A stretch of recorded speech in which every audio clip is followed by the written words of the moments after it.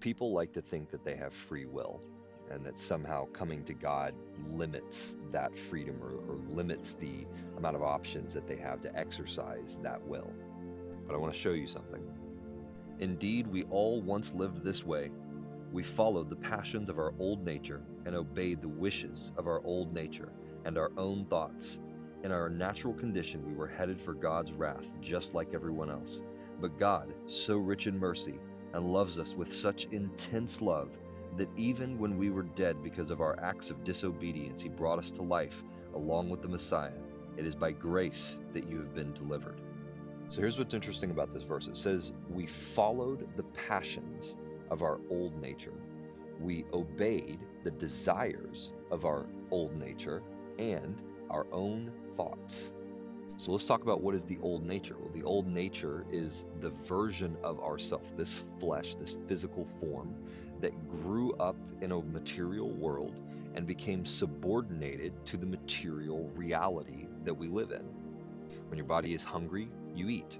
When you desire pleasure, you engage whatever material things bring you pleasure without any type of regard for whether it's good or right or righteous, but rather just whether it feels good, driven by the pleasures of this form.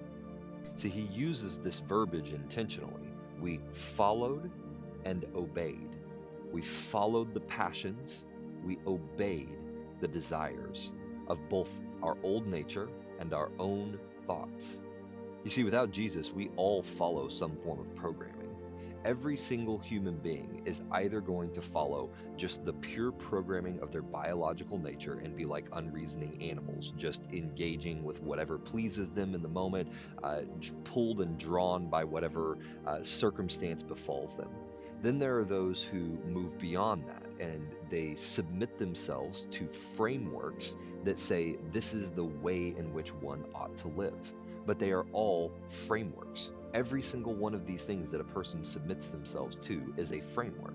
And so while a person might be able to elevate themselves beyond just a purely animalistic nature, the purely reactive nature to life, what they become subordinate to, what they become obedient to, is a dead framework, because these frameworks are not alive.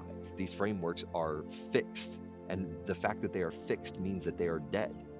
But this verse says, God brought us back to life in union with the Messiah. You see, the thing that makes us alive, the thing that makes us free, is that we are led by the Holy Spirit who is alive. We're not led by dead frameworks that have been assembled by people of the past who observed what is the best way to live, what is the best way to acquire wealth, what is the best way to do anything in this life that is passing away. Because anything that pertains to this life, anything that pertains to this material realm is dead, because this material realm is passing away. This reality is passing away. So any framework born of this reality is literally dead.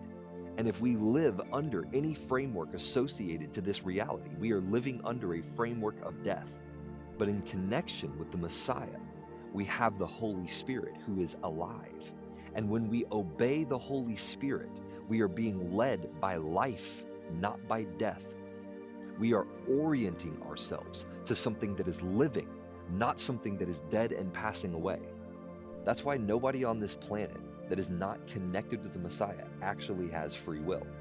They have the ability to move around within whatever programming they have ultimately ascribed to, or they've ultimately become subjected to, more or less. So whether it be the base programming of just your biology, and that's all it is, or whether you're a person who was born with a greater intellect, and so you were able to subordinate yourself to a higher framework of thinking.